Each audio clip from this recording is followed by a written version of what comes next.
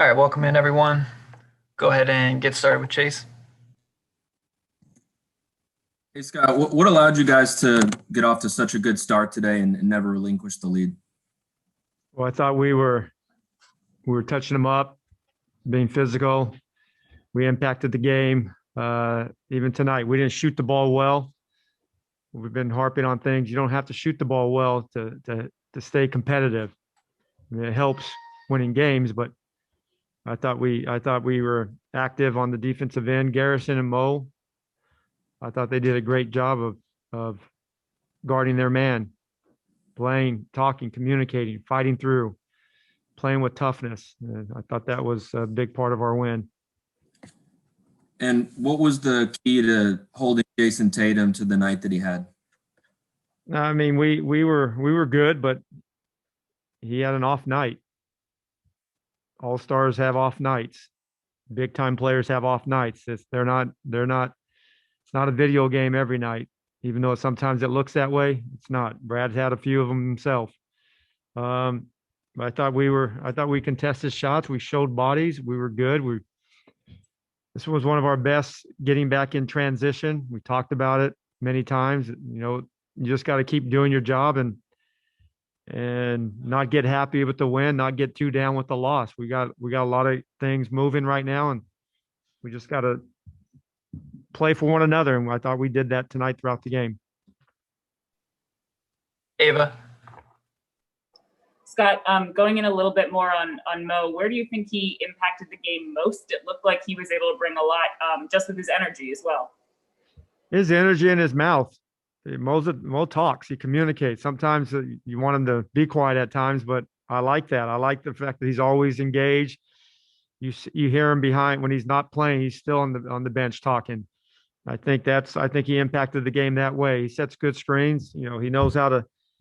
He finishes around. He's not the most athletic guy, but he uses angles. Uses knows how to use his body. But I think he impacts the game. I think just he communicates. He's very vocal out there. And you mentioned kind of the lower shooting, but what do you think of the ball movement tonight? It was good. It was good. We still haven't made a lot of shots. And I just look at DB. One of the things that I always look at.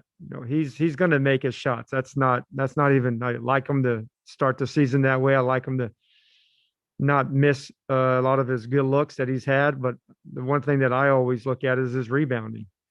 He's averaging a little less than 1.5, I think, over last year, but he had 8 rebounds tonight.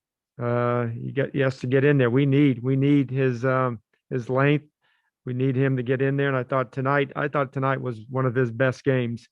And I don't even know what he ended up shooting, but tonight was one of his best games because he was active on the defensive end. Fred. Scott, you guys have talked a lot about communication as one of your key defensive issues this year, and you mentioned it with Mo.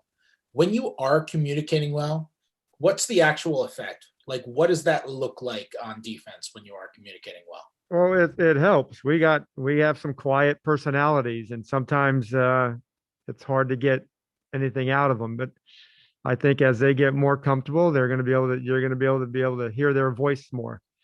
But when we talk, it helps the defense. I mean, it helps your defense. There's no second guessing, because when you got, everybody knows the coverage, but when you can hear the coverage out, and I think Mo does a great job with that because he's not shy, as you all know. But it helps. It helps with his voice. And I thought tonight we were just active. We got back in transition defense. That's been a Achilles heel for a while now.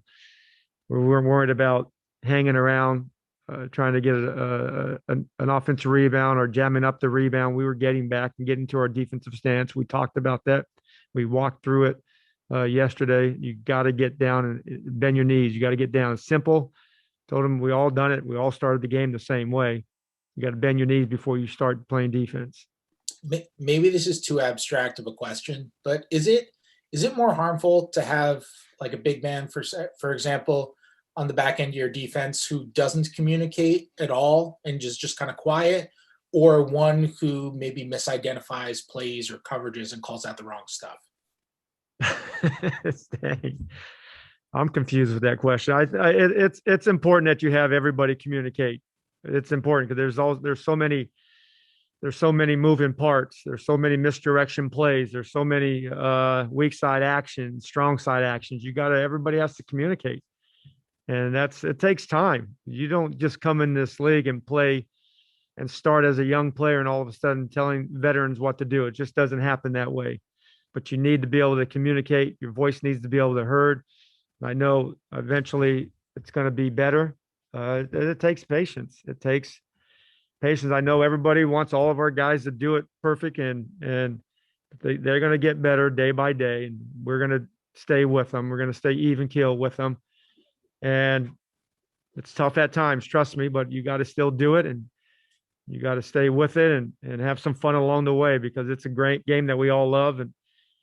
But communications, it takes time. It just doesn't say, hey, you just got to talk. You got to yell out the coverage. It takes time to see it, internalize it, and know what you're saying is correct.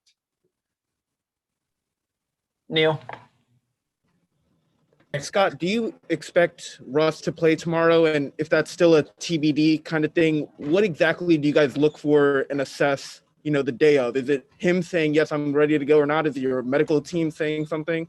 That's a combination of medical and Russell. Russell knows his body, and Dr. Davis knows his body very well. Whatever they decide on tomorrow, I will make an adjustment. We won't know till tomorrow. And whatever it is, if he sits out for the rest and not ready to play the back-to-back, we live with that. We deal with what we have, and how we'll play some more minutes. I think he might have been even off restrictions tonight for the first time. And then we got to figure out who plays the backup. Troy, Bonga, or somebody. Russ started the fourth quarter and, added 4 extra minutes to his game total. Does that take into account in the decision tomorrow, or does that not really add up to too much? Nah, that doesn't. No. That doesn't add up. It's just going to how he feels tomorrow. We don't know. We'll find out tomorrow, afternoon sometime, or when he gets here. We'll get here usually, I think, at 4:15 meeting. Nicole. Hi, Coach. Congrats for the win. At this Hello, point, Nicole. hi, hello. At this point in the season, what do you think about the development of the rookie, Denny Attija? He's developing at a good pace. It's hard. This is not a league that it's not easy. As you know, there's a lot of first, second, third, fourth year players struggle. It takes time. I think his work ethic, his toughness is going to continue to help him along the way during the valleys that he will have, that every rookie has. And he just can't get discouraged. You got to stay mentally tough. And my job is to keep him confident. And it's hard. Trust me, it's hard. He's just turned 20, doesn't have 20 games in the NBA yet. But I like how he plays. He plays with a good feel for the game. He's still learning. He's still learning how to use his strength. He's still learning. His shot is, it's a little inconsistent right now, but it's not broke, and it just has the reps that he has. But I like it's a great. He's going to be a really good player for us. But I like his work ethic. That's you cannot. Even yesterday, he worked. He was one of the few guys that really got after it before we even had our film session yesterday. And at times, he didn't want to do it as much as he probably needed to do it.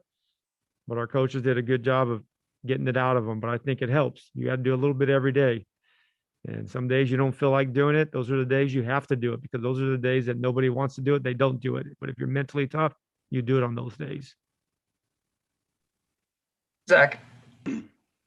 Hey, Coach. Rui didn't play in the fourth quarter today. I'm assuming you were giving him a breather, but he was a plus 13. What did you think of his performance today? One of his best games of the year. He was active on defense. I look, because he's going to have to continue to get better guarding guys that are smaller than him, and sometimes guarding guys that are bigger than him when we do our switching. And he has to get used to that. Everybody can shoot. He has sometimes he has a bad tendency to close out about a foot short. And these are some great shooters in the league, and it costs you. But I thought tonight he did it one time. I thought one time only. And that's a big time step. And he ran the floor. He got a couple of layup opportunities. Russell made a bad pass. He would have had another layup. But those are the areas that we have to get him better. You impact the game not by just shooting mid-range shots. You impact it by running, getting to the rim, getting to the free throw line. You impact the game defensively.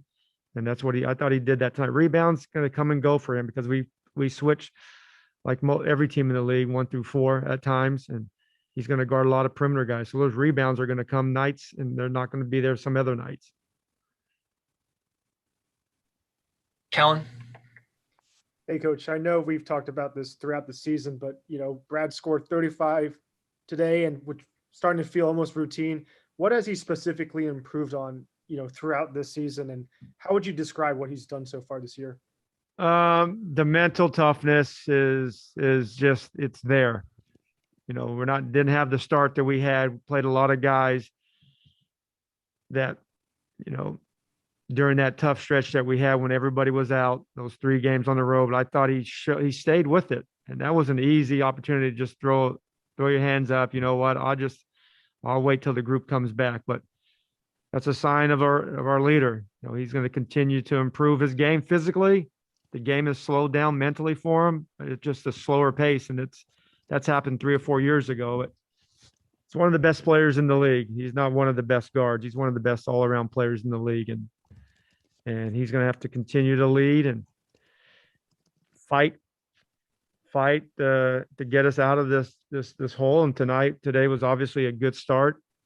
We had a tough outing last night or 2 nights ago. We bounced back. I thought he played good. He had a day off to rest, so his body and obviously felt good having those 3.5 days off. All right, we'll finish up with Penny. Hey, Scott. We saw Danny as a primary ball handler in the fourth quarter, and I wanted to know if this is something the team wants to explore in the future for bigger stretches also during the course of the game. Yeah, I mean, how'd you think he did? I think he did quite good, but he could have done better. Okay, I agree with you. Great answer. Cool. Yep. Thank you. Thanks, guys. Happy Valentine's Day. Thanks, Coach.